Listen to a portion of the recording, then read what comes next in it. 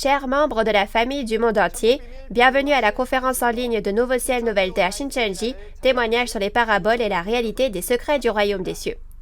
Je suis Jae-hoon Kim de la tribu d'André de Nouveau Ciel, Nouvelle Terre Shincheonji, Église de Jésus, et je serai votre présentateur.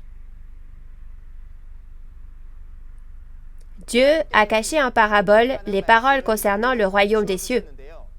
Lorsque le temps vient, l'évangile révélé du royaume des cieux est diffusé dans le monde entier. Tout d'abord, je rends grâce et gloire à Dieu le Père pour toute la réalisation et la grâce qu'il nous a donnée. J'espère que l'amour de la vérité de Dieu remplira le cœur de chaque membre de la famille du monde entier qui est venu à nous avec un cœur qui recherche la vérité malgré les temps difficiles. Nous allons prier Dieu le Père avec un même cœur, puis nous commencerons la conférence. Dieu notre Père qui est saint et qui est la vie, et veut que tout le monde connaisse la vraie vérité. Nous vous rendons grâce et gloire de nous avoir permis d'organiser cette conférence en ligne intitulée Témoignages sur les paraboles et la réalité des secrets du royaume des cieux. Dieu a envoyé le pasteur promis pour accomplir les 6000 ans d'histoire de la Bible. Faites en sorte que la volonté que le pasteur promis a vue et entendue puisse être témoignée lors de cette conférence en ligne. S'il vous plaît, permettez ainsi que le chemin vers le royaume des cieux soit grand ouvert à tous les membres de la famille de la foi dans le monde. S'il vous plaît, accordez à tous les membres de la famille de la foi de chaque nation qui écoutent cette conférence les yeux pour voir, les oreilles pour entendre et le cœur pour réaliser, afin de pouvoir discerner clairement le bien et le mal et réaliser pleinement la volonté de Dieu le Père. S'il vous plaît, faites en sorte que chacun reçoive la grâce en gravant les précieuses paroles de Dieu données à travers l'instructeur en ce temps. Et nous avons prié toutes ces paroles au nom de Jésus, qui est la vie. Amen.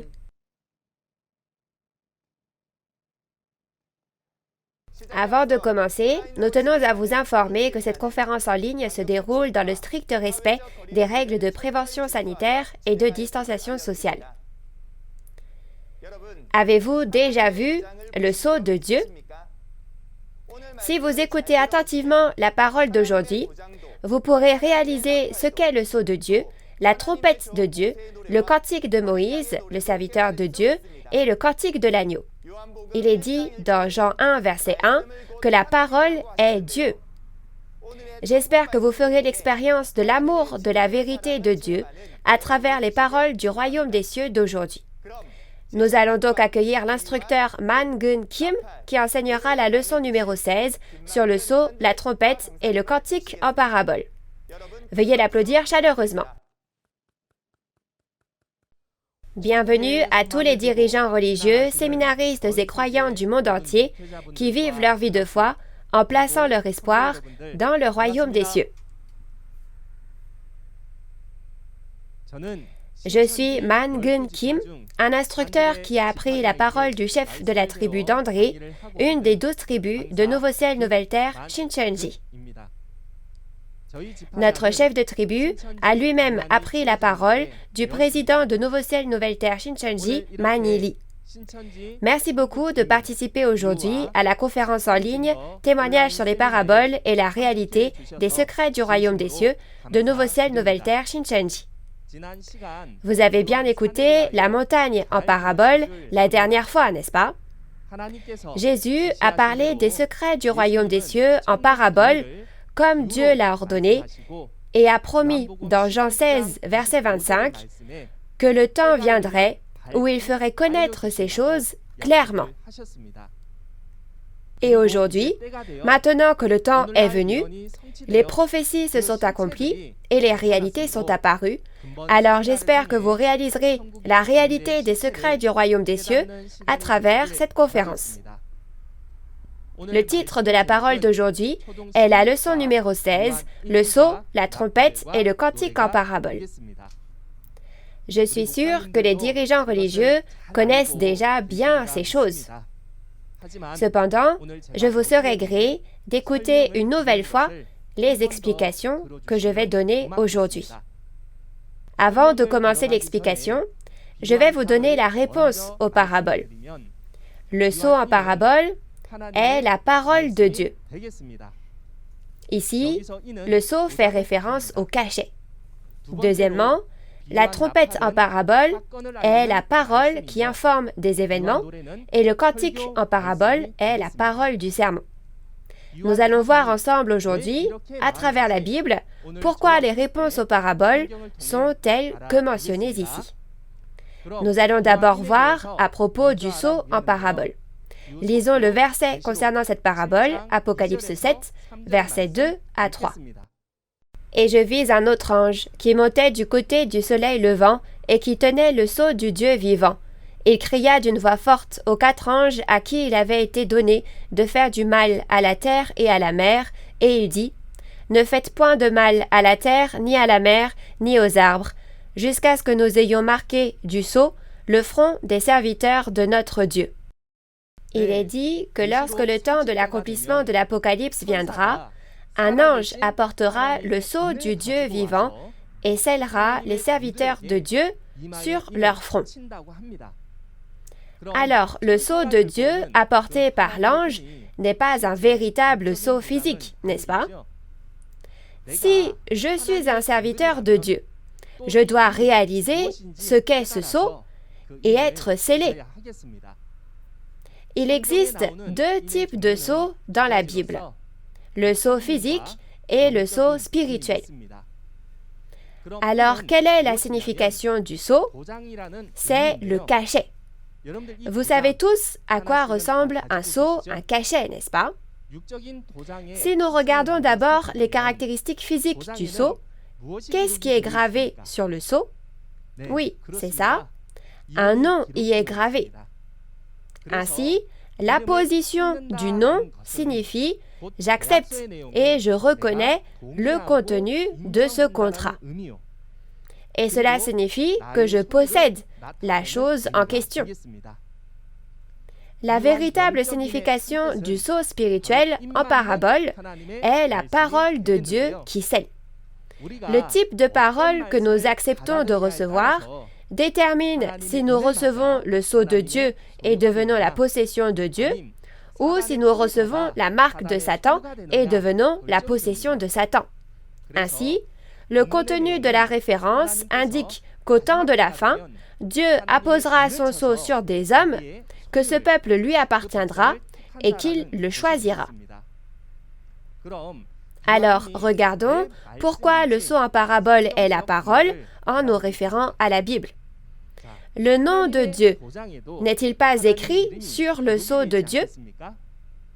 Alors, lisons les paroles de Jean, chapitre 1, verset 1, pour savoir ce que signifie le nom de Dieu. « Au commencement était la parole, et la parole était avec Dieu, et la parole était Dieu. » Il est dit que la parole est Dieu, n'est-ce pas? Le nom de Dieu est la parole de Dieu. Qu'est-ce que cela signifie? Croire en la parole de Dieu, c'est croire en Dieu, n'est-ce pas? Et ne pas croire en la parole de Dieu signifie ne pas croire en Dieu. Par conséquent, on peut dire que la parole est égale à Dieu. Ainsi, tout comme le nom gravé sur un sceau est son propre nom, cette parole est le nom de Dieu. Ensuite, il y a ceux qui scellent et ceux qui sont scellés. Nous allons voir ces choses plus en détail. Lisons la parole de Jean, chapitre 3, versets 31 à 33. « Celui qui vient d'en haut est au-dessus de tous, celui qui est de la terre est de la terre, et il parle comme étant de la terre. Celui qui vient du ciel est au-dessus de tous, il rend témoignage de ce qu'il a vu et entendu, et personne ne reçoit son témoignage. Celui qui a reçu son témoignage a certifié que Dieu est vrai. » Celui qui vient d'en haut, c'est Jésus, n'est-ce pas?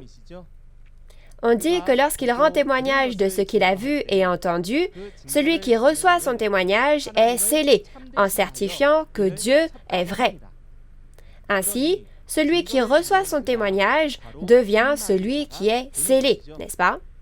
En d'autres termes, le pasteur porte-parole, qui est le sceau de Dieu, témoigne de ce qu'il a vu et entendu au ciel, et si l'homme qui entend ce témoignage reconnaît et accepte dans son cœur que c'est vraiment la parole de Dieu, alors Dieu le scelle et en fait sa possession. Ainsi, sceller ou marquer du sceau signifie que le ciel choisit un homme et le fait témoigner de la parole, et être scellé ou marqué du sceau signifie avoir été choisi par Dieu, avoir entendu la parole, l'avoir acceptée et l'avoir gravée dans son cœur. Si vous regardez les paroles d'Habakkuk 2, verset 2, on vous dit d'être capable de lire la parole de Dieu en courant. Pouvoir lire en courant, c'est avoir la parole gravée dans son cœur, n'est-ce pas? De la même manière, vous et moi devrions également graver la parole de Dieu dans nos cœurs, comme si on apposait un sceau, afin que nous puissions devenir ceux qui sont vraiment scellés. Si le sceau de Dieu est la parole de Dieu, alors la marque de Satan est la fausse vérité de Satan. Si l'on entendait la fausse vérité des scribes et des pharisiens, qui étaient les faux pasteurs au premier avènement, et que l'on acceptait dans son cœur, alors c'était recevoir la marque de Satan et devenir la possession de Satan. Il est écrit dans la Bible, à l'avance, que cela ne se terminera pas au premier avènement, mais que cela se produira également au temps de l'accomplissement de l'Apocalypse, aujourd'hui. Alors, essayons de comprendre l'œuvre du scellage au temps de l'Apocalypse. Dans Apocalypse chapitre 7, versets 2 à 3, il est dit qu'un autre ange est venu du côté du soleil levant avec le sceau du Dieu vivant, et que nous scellerons les serviteurs de notre Dieu sur leur front. Alors ici, quel est le sceau au second avènement? Au premier avènement, quand celui qui a vu et entendu les choses du ciel en a témoigné, celui qui a reçu son témoignage était une personne scellée en ce temps-là. Alors de même, au second avènement, il y a celui qui rend témoignage des choses du ciel qu'il a vues et entendues, et c'est le pasteur qui a reçu et mangé le livre ouvert dans Apocalypse 10. C'est le nouveau Jean qui a vu et entendu tous les chapitres de l'Apocalypse. Quand il témoignera de ce qu'il a vu et entendu, ceux qui recevront son témoignage seront les personnes scellées de cette époque.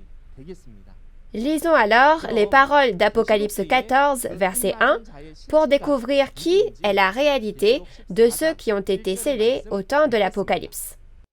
Je regardais, et voici, l'agneau se tenait sur la montagne de Sion, et avec lui 144 000 personnes qui avaient son nom et le nom de son père écrit sur leur front. On dit que les 144 000 sont les personnes des 12 tribus d'Israël qui ont été scellées dans Apocalypse 7. 12 000 personnes par tribu ont été scellées. Alors, au temps de l'accomplissement de l'Apocalypse, aujourd'hui, le nouveau royaume et le nouveau peuple, créés selon Apocalypse 7, en moissonnant les personnes nées de la semence de Dieu et en les scellant à travers le vainqueur et les 12 chefs de tribus, sont les 12 tribus de Nouveau Ciel, Nouvelle Terre, Shincheonji. Il existe deux types de sceaux spirituels, le sceau de Dieu et le sceau de Satan. Si nous regardons dans Apocalypse 13, on donne la marque de Satan, le 666. Ceci représente également le fait de marquer avec le témoignage de Satan. En ce temps-là, si vous écoutez la fausse vérité dont Satan témoigne, la recevez et l'acceptez dans votre cœur, vous aurez reçu la marque de Satan.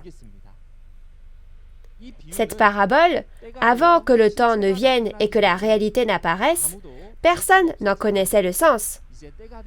Mais maintenant, puisque le moment est venu, ces choses se sont accomplies, et nous le savons parce qu'il y a le témoin qui a tout vu sur place.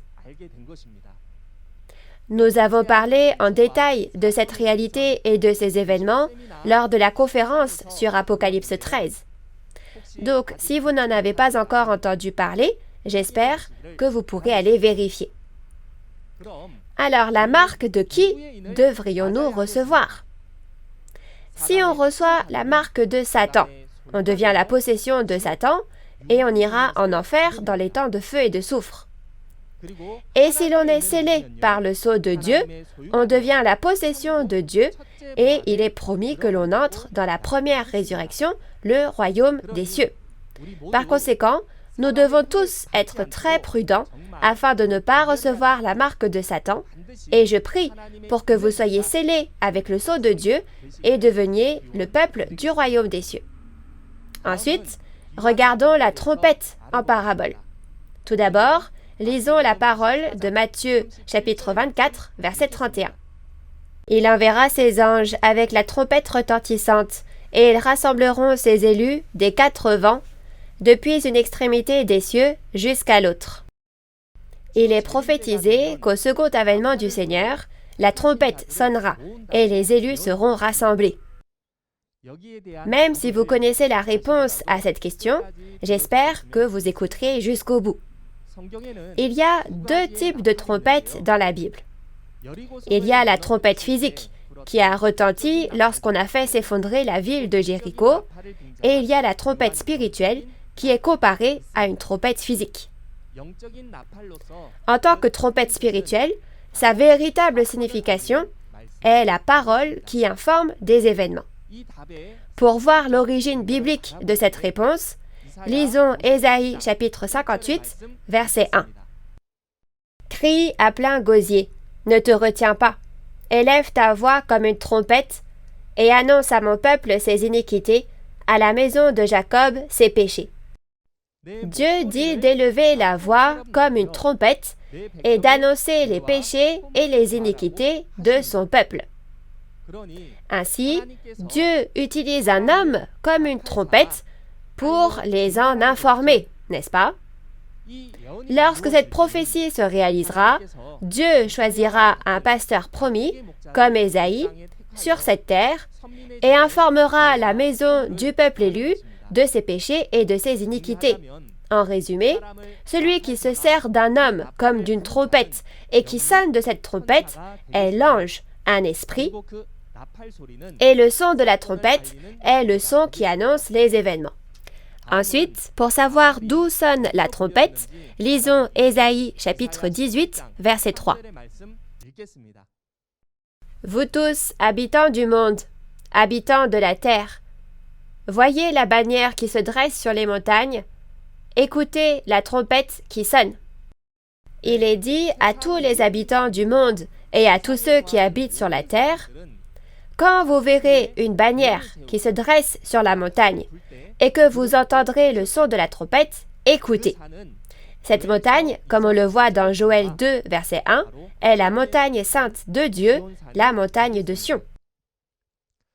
Alors, lisons Jean chapitre 14, verset 24, pour voir quelle est la réalité accomplie de cette prophétie. « Celui qui ne m'aime pas ne garde point mes paroles. Et la parole que vous entendez n'est pas de moi, mais du Père qui m'a envoyé. » En regardant les paroles de Jean chapitre 14, verset 24, Jésus n'a-t-il pas dit que les paroles que vous entendez ne sont pas les miennes, mais les paroles du Père qui m'a envoyé? Cette parole signifie que le Saint-Esprit de Dieu œuvre en Jésus. De cette façon, Jésus était la trompette lors du premier avènement pour annoncer la parole de Dieu, et le lieu où Jésus et les 12 disciples ont témoigné de la parole était la montagne de Sion spirituelle, et c'était le royaume de Dieu sur terre. Alors en ce temps-là, ceux qui ont entendu le son de la trompette annoncée par Jésus sont ceux qui ont été choisis et ont été sauvés par Dieu à cette époque. Ensuite, nous allons voir à propos des prophéties du second avènement. Si vous regardez les paroles de Matthieu 24, versets 29 à 31, il est dit qu'aussitôt après ces jours de tribulation, le soleil, la lune et les étoiles s'obscurciront et tomberont. À cette époque, le Fils de l'homme, c'est Jésus, n'est-ce pas? Il est prophétisé que Jésus viendra et enverra ses anges avec le son de la trompette retentissante et rassemblera ses élus des quatre coins du monde, depuis une extrémité des cieux jusqu'à l'autre. Alors, je vais vous expliquer cela en images. On dit que ce jour-là, aussitôt après la tribulation, le soleil, la lune et les étoiles s'obscurcissent et tombent, n'est-ce pas? La signification du soleil, de la lune et des étoiles qui s'obscurcissent et tombent est qu'en se faisant juger, le peuple élu de Dieu est devenu la nuit spirituelle. Il est prophétisé qu'en ce temps-là, Jésus enverrait les anges et sonnerait de la trompette et rassemblerait les élus des quatre coins du monde sur la montagne de Sion. En ce temps-là, le son de la trompette est le son annonçant les événements qui se déroulent sur les lieux de l'accomplissement de l'Apocalypse, et les personnes qui ont entendu le son de la trompette et se sont rassemblées sur la montagne de Sion sont les enfants du royaume des cieux qui sont sauvés en ce temps-là. Alors, vous savez combien de trompettes au total sont sonnées dans l'Apocalypse, n'est-ce pas? Vous le savez tous, mais nous allons voir à travers l'Apocalypse combien il y a de trompettes et quel est le contenu qu'elles annoncent. Lisons Apocalypse 8, versets 1 à 2. Quand il ouvrit le septième sceau, il y eut dans le ciel un silence d'environ une demi-heure. Et je vis les 7 anges qui se tiennent devant Dieu, et 7 trompettes leur furent données. Il est dit que lorsque le septième sceau est ouvert, les 7 anges reçoivent 7 trompettes. Ici, les anges sont des esprits et les trompettes sont des hommes. Il est dit que lorsque le temps de l'accomplissement de l'Apocalypse viendra, ces 7 anges feront de ces 7 hommes des trompettes pour en sonner. Et ces 7 trompettes n'apparaissent et ne sonnent pas à n'importe quel moment. Elles apparaissent lorsque le septième sceau est ouvert, après que le soleil, la lune et les étoiles s'obscurcissent et tombent, et que c'est devenu la nuit spirituelle dans Apocalypse 6. En ce temps-là, Dieu choisit ces 7 hommes qui étaient sur les lieux des événements de l'Apocalypse et les fait témoigner de ce dont ils ont été témoins en tant que trompettes. Et sur les 7 trompettes, 6 sont sonnées dans Apocalypse 8 et 9, et la dernière est sonnée dans Apocalypse 11. Les 6 premières trompettes informent des péchés et des iniquités du tabernacle du peuple élu. Et ensuite, lisons Apocalypse 11, verset 15, pour voir en quoi le son de la dernière et 7e trompette est différent. Le 7e ange sonna de la trompette, et il y eut dans le ciel de fortes voix qui disaient « Le royaume du monde est remis à notre Seigneur et à son Christ, et il régnera au siècle des siècles. » Le son de la 7e trompette, celle-ci étant la trompette du salut, est le son annonçant que le royaume du monde devient le royaume de Dieu. Par conséquent, les croyants doivent s'efforcer de naître de nouveau en tant que peuple du royaume de Dieu et quitter le royaume du monde en entendant le son de la 7e et dernière trompette qui informe de l'accomplissement physique de l'Apocalypse, l'accomplissement du Nouveau Testament. Ensuite, nous allons lire Apocalypse 10, verset 7. Mais qu'au jour de la voix du 7e ange, quand il sonnerait de la trompette, le mystère de Dieu s'accomplirait, comme il l'a annoncé à ses serviteurs les prophètes. On dit que lorsque le 7e ange sonnera de la trompette, le mystère, soit le secret de Dieu, s'accomplira. Alors, savez-vous quel est le secret de Dieu ici? Pour savoir quel secret s'accomplit, lisons 1 Corinthiens 15, versets 51 à 54. Voici, je vous dis un mystère. Nous ne mourrons pas tous, mais tous nous serons changés. En un instant, en un clin d'œil à la dernière trompette.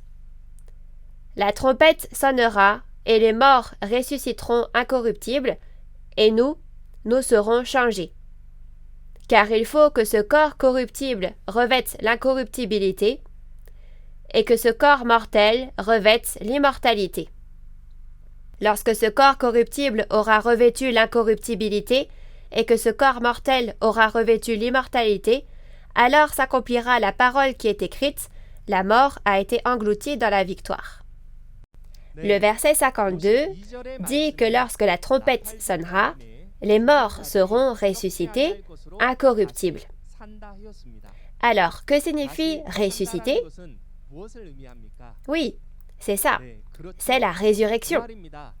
Et puisqu'il a été dit que nous changerons aussi, ceux qui vivent seront changés pour devenir semblables au corps de la gloire de Jésus, selon les paroles de Philippiens 3, verset 21, et auront la vie éternelle. La résurrection et la vie éternelle, l'espoir des chrétiens, s'accomplira. Il est dit que cela s'accomplira quand? Cela s'accomplira au son de la 7e trompette, qui est la dernière trompette. Le temps actuel est celui où retentit la 7e trompette d'Apocalypse 11.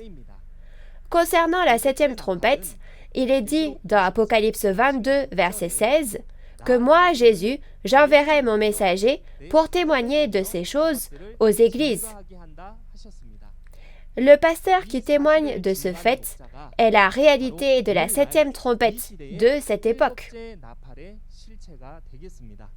À la suite du témoignage sur la prophétie et l'accomplissement de l'Apocalypse dans le monde entier, le témoignage sur les paraboles et la réalité des secrets du royaume des cieux n'est-il pas annoncé? En effet, le monde est vraiment en train de devenir le royaume de Dieu et il n'y a jamais eu de moment dans l'histoire de la chrétienté où une trompette a sonné aussi fort qu'aujourd'hui. Pour cette raison, de nombreux pasteurs, églises, écoles de théologie et même des non-croyants du monde entier écoutent aujourd'hui la parole révélée de Nouveau Ciel, Nouvelle Terre, Shincheonji. Aucune trompette ne pourrait être plus forte que celle-là. Alors, qui est la réalité de la 7e trompette? C'est le vainqueur, Nouveau Jean, n'est-ce pas? Il y a deux types de trompettes spirituelles en parabole, la trompette de Dieu et la trompette de Satan. Alors, qu'est-ce que la trompette de Satan? Contrairement à celle de Dieu, la trompette de Satan est la fausse vérité et c'est le commandement des hommes. Et comme nous l'avons vu dans Apocalypse 18, le lieu où retentit la trompette de Satan est Babylone, la dénomination des démons.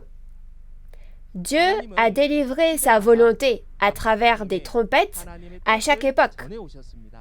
Et pour transmettre sa volonté aux hommes, il leur a fait faire et chanter un cantique. Enfin, nous allons découvrir quelle est la véritable signification du cantique et nous verrons également le nouveau cantique que seules les 144 000 personnes sur la montagne de Sion peuvent apprendre et chanter. Lisons d'abord les paroles d'Apocalypse chapitre 15, verset 3. Et il chante le cantique de Moïse, le serviteur de Dieu, et le cantique de l'agneau en disant « Tes œuvres sont grandes et admirables, Seigneur Dieu Tout-Puissant. Tes voies sont justes et véritables, Roi des nations. » Le cantique en parabole est la parole du sermon. Les dirigeants religieux le savent bien, mais comme c'est une parole importante, je vous serai gré d'écouter jusqu'à la fin. Il y a la prophétie et l'accomplissement dans la parole du sermon dont on témoigne ici. Au temps de l'accomplissement de l'Apocalypse, dans Apocalypse 15, il est dit que l'on chante le cantique de Moïse et le cantique de l'agneau. Alors, on doit savoir ce que sont ces cantiques, n'est-ce pas? Dans la Bible, il y a des cantiques physiques et il y a des cantiques spirituels, par comparaison aux cantiques physiques.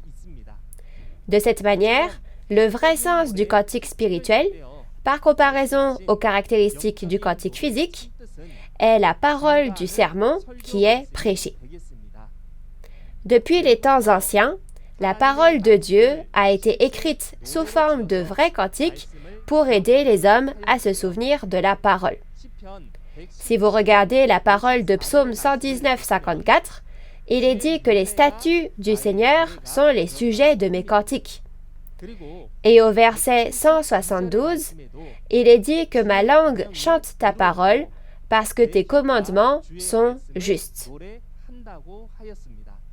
On peut donc savoir que la parole de Dieu est un cantique. Les paroles de Moïse sont le cantique de ce temps-là et les paroles des 4 évangiles sont aussi un cantique. Ainsi, lisons Deutéronome 31, versets 19 à 21, qui explique à propos du cantique de Moïse. Maintenant, écrivez ce cantique. Enseigne-le aux enfants d'Israël, mets-le dans leur bouche, et que ce cantique me serve de témoin contre les enfants d'Israël. Car je mènerai ce peuple dans le pays que j'ai juré à ses pères de lui donner, pays où coule le lait et le miel. Il mangera, se rassasiera, s'engraissera, puis il se tournera vers d'autres dieux et les servira, il me méprisera et violera mon alliance. Quand alors il sera atteint par une multitude de maux et d'afflictions, ce cantique, qui ne sera point oublié et que la postérité aura dans la bouche, déposera comme témoin contre ce peuple. Je connais en effet ces dispositions qui déjà se manifestent aujourd'hui, avant même que je les fasse entrer dans le pays que j'ai juré de lui donner. Les paroles de Deutéronome chapitre 31 sont la parole et le cantique que Dieu a enseigné au peuple d'Israël par l'intermédiaire de Moïse pour qu'il le chante avant d'entrer en terre de Canaan.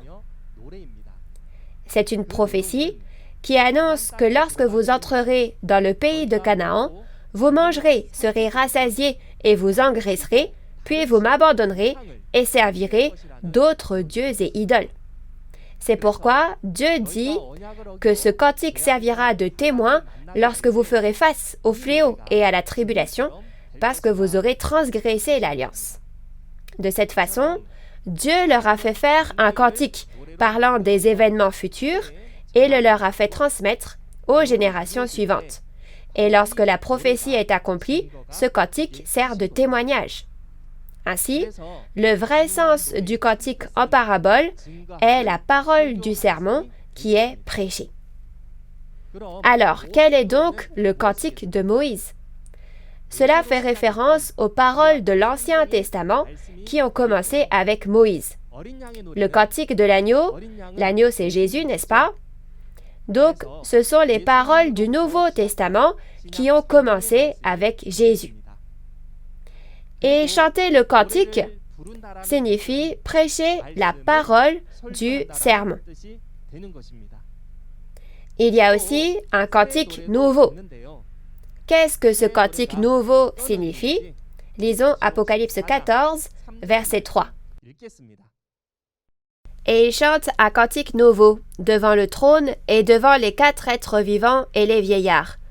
Et personne ne pouvait apprendre le cantique si ce n'est les 144 000 qui avaient été rachetés de la terre. Il est dit que les 144 000 se trouvant sur la montagne de Sion apprennent et chantent un cantique nouveau. Si le cantique est la parole du sermon qui est prêché, le cantique nouveau est l'évangile de l'accomplissement physique des prophéties qui se sont accomplies. Au temps de l'accomplissement de l'Apocalypse, la réalité accomplie selon l'Apocalypse de Jean est le cantique nouveau. C'est ce qu'on appelle un cantique nouveau parce que c'est un nouvel évangile et une nouvelle parole que personne au monde n'a jamais entendue. Il est dit que personne ne peut apprendre le cantique nouveau à l'exception des 144 000 qui sont moissonnés et scellés et se trouvent sur la montagne de Sion. Seules les 12 tribus scellées sur la montagne de Sion peuvent apprendre le cantique nouveau. Alors pourquoi ne pouvons-nous l'apprendre que sur la montagne de Sion. La raison en est qu'il y a un pasteur promis qui a vu et entendu les événements de tous les chapitres de l'Apocalypse. Ainsi, aujourd'hui, au second avènement, nous devons être scellés avec le cantique nouveau dont témoigne le pasteur promis, le vainqueur, afin que nous puissions devenir le royaume et les prêtres qui appartiennent à Dieu et être sauvés. Maintenant, je vais vous donner la conclusion. Le sceau en parabole que nous avons appris aujourd'hui est la parole de Dieu, et la trompette est la parole informant des événements. Le cantique est la parole du sermon qui est prêché, et le cantique nouveau est l'évangile de l'accomplissement physique des prophéties. Au second avènement du Seigneur, Jésus vient sur la montagne de Sion avec les anges, sonne de la trompette, rassemble les élus, les scelle et leur enseigne le cantique nouveau. En ce temps-là, la réalité du sceau et de la trompette que Jésus a choisi est le vainqueur qui a combattu et a vaincu le faux pasteur de Satan. Et la parole révélée dont témoigne le vainqueur est le son de la trompette, la parole qui scelle et le cantique nouveau que nous avons appris aujourd'hui.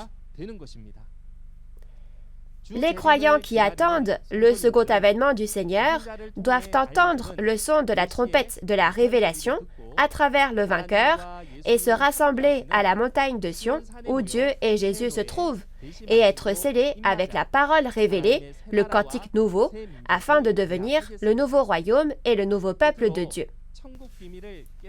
Enfin, si l'on ne réalise pas les secrets du royaume des cieux, on ne peut pas entrer au royaume des cieux. Alors aujourd'hui, puisque la réalité des choses dont on parle en parabole est apparue, j'espère qu'à travers cette conférence qui nous fait connaître clairement toutes choses comme Jésus l'a promis, chacun aura l'occasion de réaliser les secrets du royaume des cieux. La prochaine fois, nous verrons la leçon introduction numéro 17, l'être vivant et le vent en parabole. Un instructeur remarquable qui est meilleur que moi vous attend. Alors j'espère que vous écouterez attentivement la prochaine fois aussi. Pour finir, j'aimerais que nous nous saluions en clamant ensemble « We are one ». Nous sommes un. Nous sommes un en Dieu et en Jésus. We are one. Nous sommes un. Nous allons prier. Dieu, notre Père, qui est saint et envers qui nous sommes reconnaissants. Maintenant, le temps est venu et Dieu accomplit la Bible et nous vous remercions sincèrement d'avoir permis que les peuples du monde entier puissent entendre la précieuse trompette qui sonne depuis la montagne sainte de Sion. Souvenez-vous de chaque personne qui entend le son de cette trompette et guidez nos pas afin que chacun puisse venir à Sion, le royaume de Dieu.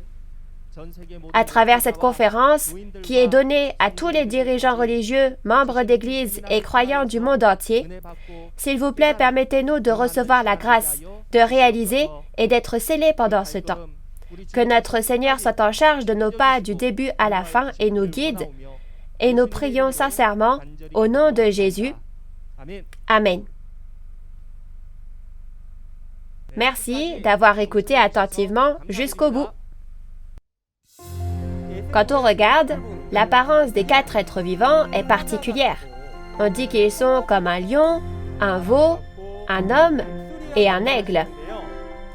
Pourquoi donc ces animaux sont-ils dans le monde spirituel de Dieu? On dit que le soleil devient noir comme un sac de crin, que la lune entière devient comme du sang et que les étoiles dans le ciel sont comme des fruits qui tombent sous un vent violent. Comme vous pouvez le voir, on dit que le soleil, la lune et les étoiles tombent sur la terre. J'espère que vous réaliserez les secrets du royaume des cieux et deviendrez le peuple du royaume des cieux, reconnu par Dieu.